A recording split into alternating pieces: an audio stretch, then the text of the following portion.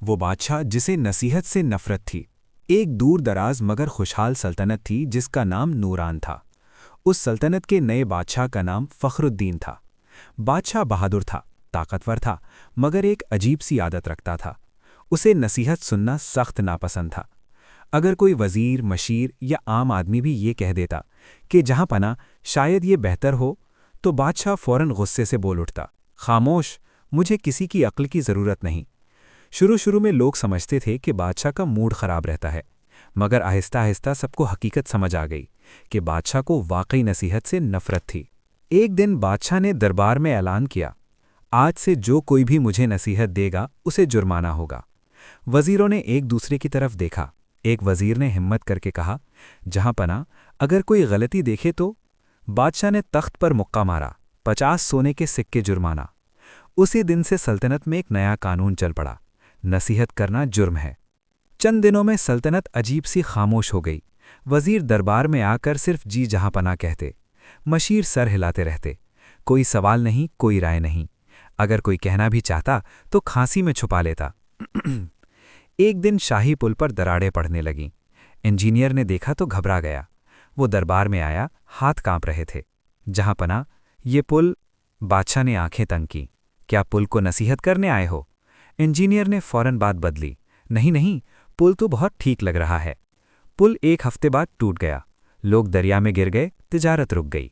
बादशाह गुस्से में बोला, ये सब कुदरत की मर्जी है। कोई कुछ न बोला।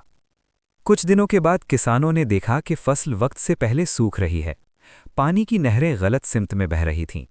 एक बूढ़ा किसान दरबार पहुंचा, जहां पना, अगर पानी का रास्ता बदल दिया जाए तो। खामोश, बादशाह चीखा, जुर्माना दो। किसान खामोश होकर वापस चला गया। चंद हफ्तों में फसल बर्बाद हो गई। बादशाह ने ऐलान किया कि अवाम मेहनती नहीं रही।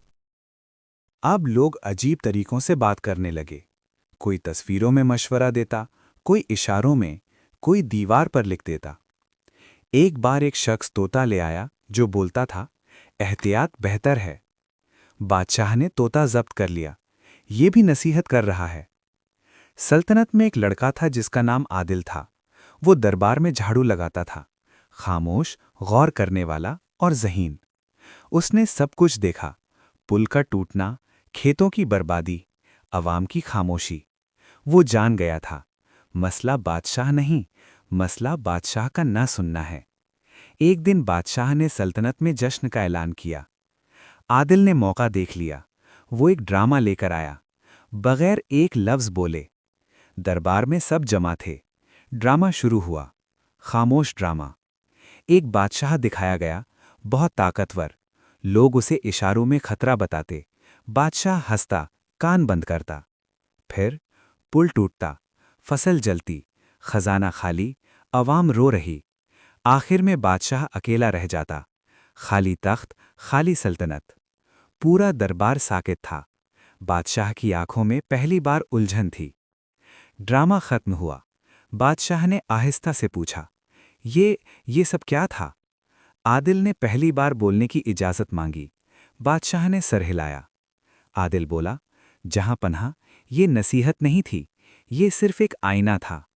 दरबार में सन्नाटा छा गया। बादशाह ने गहरी सांस ली। मैंने खामोशी को अमन समझा, मगर ये तो तबाही थी। उसी दिन कानून खत्म कर दिया गया, नसीहत पर जुर्माना खत्म। लोग बोलने लगे, गलतियां पहले पकड़ी जाने लगीं, पुल मजबूत बने, खेत सरसब्ज हो गए। बादशाह अब कहता, जो मुझे गलती बताए वो मेरा दुश्मन नहीं, वो मेरा खैर ख्वाह है। दोस्तों, जो सुनना छोड़ दे वो सीखना भी छोड़ देता है, और जो सीखना छोड़ दे वो कभी आगे नहीं बढ़ता। अगर ये कहानी आपके दिल को लगी हो तो चैनल को ज़रूर सब्सक्राइब करें